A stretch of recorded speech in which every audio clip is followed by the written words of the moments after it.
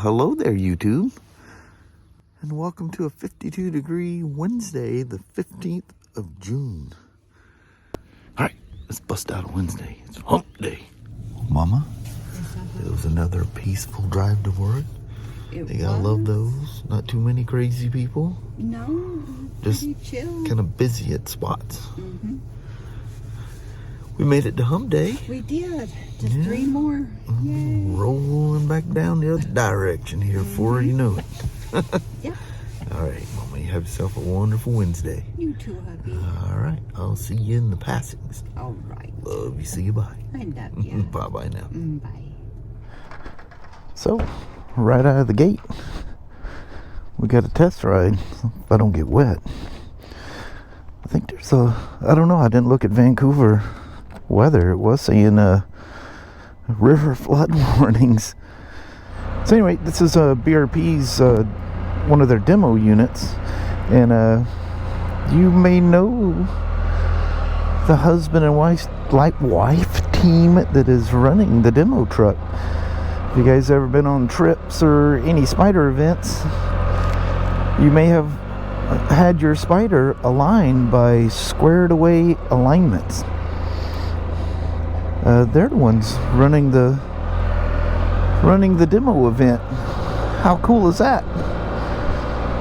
In case you're wondering, during this event they're not doing any alignments. But this one has a shutter. Oh yeah, it does. What the heck? He said you could hear it. Wow, what is that? Anyway, we're gonna check it out for him. So anyway, they got some really cool stories about people riding these things, especially in California, where you don't have to have a all you have to have is an auto driver's license. I can actually hear that thing while it's rolling down the road, even before I hit the brakes. So anyway, some of the test rides, the people on the test rides, I can't go into any of them stories. It's, oh, check the old Cadillac. Ghostbusters, man. But anyway, some crazy stories of people riding these things. Oh man, I can only imagine. Hey, that Honda Ridgeline was just at our shop dropping off a watercraft. Alright people, let's be sane. There's a 3-wheeled vehicle out here in the mix. I don't have all the bumper protection. I swear I actually was hearing that thing, no brakes. Of course, it just could be you know, because the pads only back off a little bit. If there's a warp or something in there, it could definitely cause some issues. So we're going to take her down the highway here a little bit for a change. How about that? Do something different. Super. Only in the city. Big old chunk of plywood laying on the ground. So this one, well, we need to figure out what's going on with it, but you could come here this weekend and literally ride this Spyder. That'd be cool. I haven't looked to see what the weather's supposed to be like this weekend. She goes down the road absolutely perfect. She's not doing anything weird, but it was definitely making some braking noise. Let's hit the brakes at speed, see what that feels like. Yeah, that thing's definitely making some wacky sounds, isn't it? You guys can probably hear that through the GoPro. I guess you kind of feel it too. Yeah, what the heck? Now we're just gonna roll right back from which we came. I actually missed the exit I was going to take. This, if you take a right there, I-5 is just on the other side of them trees.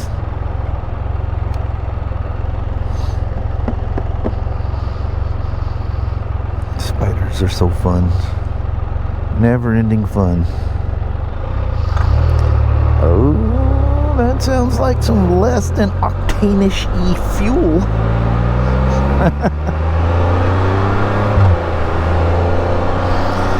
We had a little pre-detonation there on the takeoff.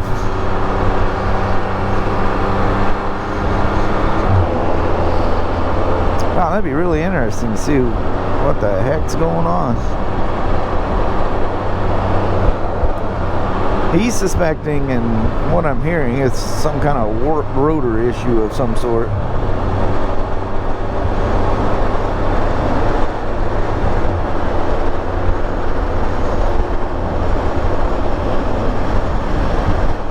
I like it when it's windy out here. I'm getting some dirty air off of these semi-trucks up here.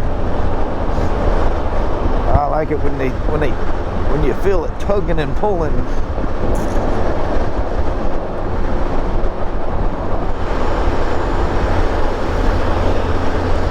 Guys ready for the sound again? It's coming up.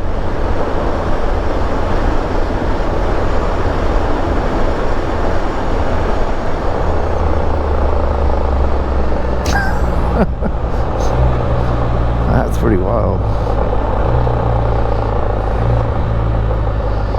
Holy moly. I'll be interested as heck to see what that turns out to be. Road King Special. Ooh, that looks wet going that way. Perfect way to start off the day. Riding a Spyder. Speaking of Spyders, holy moly. I will announce what's going on with the front pulleys for the 15 through 19 F3s and RTs when the bulletin comes out. All they've mentioned is there's an upcoming recall. We have no solution, no nothing. I love that people go, have you heard about that? I'm like, do you not know where I work? I can assure you I heard about it a long time before any of you guys did. So anyway, when there's a solution and they tell us what we're gonna do, I'll let you guys know. Until then, I know as much as you do. There's, you know, a recall coming. And I get people, well, what if I just put one on? Am I going to get reimbursed? Probably not.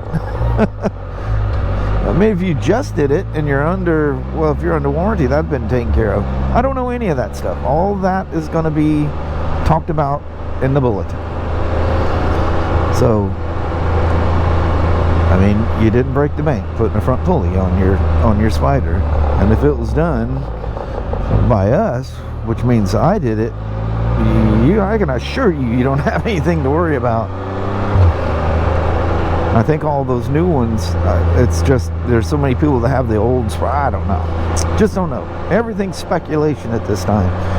So, please, quit asking me the same question. I know you're curious, but if I haven't posted it in a video yet, I know nothing.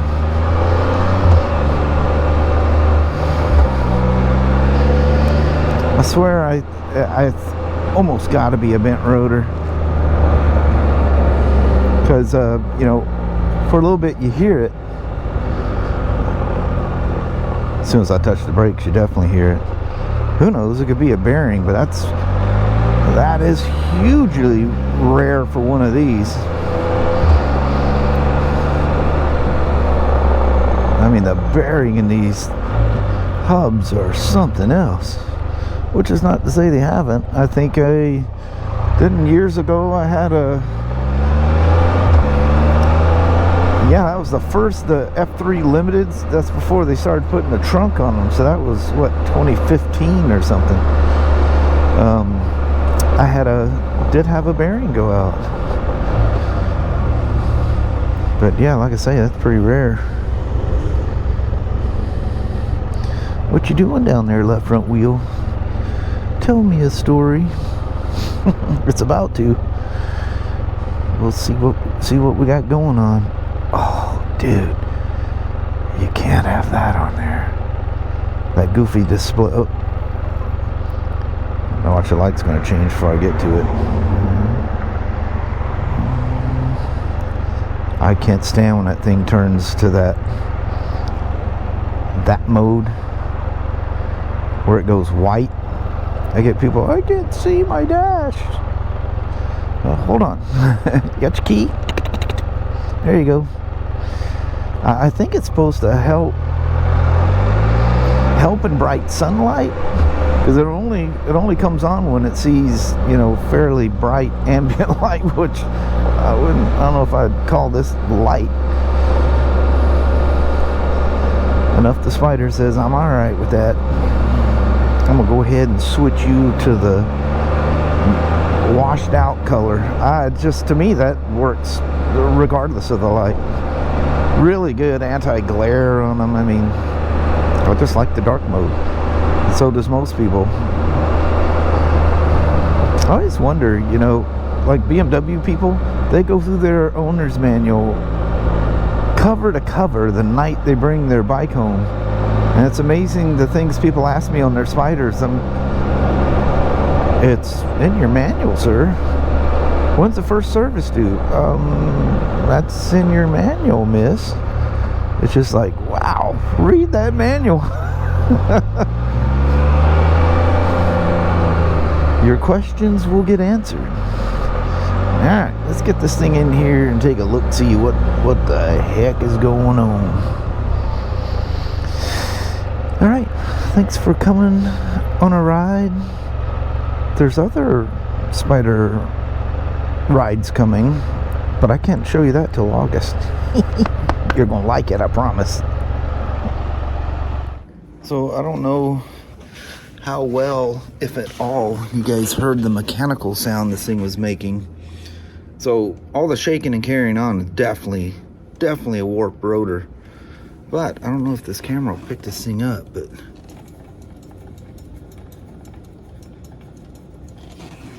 hear that tick, tick, tick, tick, tick, tick. The rotor and everything's, I mean, the bearing's tight and everything, but it sounds like the ball bearings are they're dry and they're clicking against each other.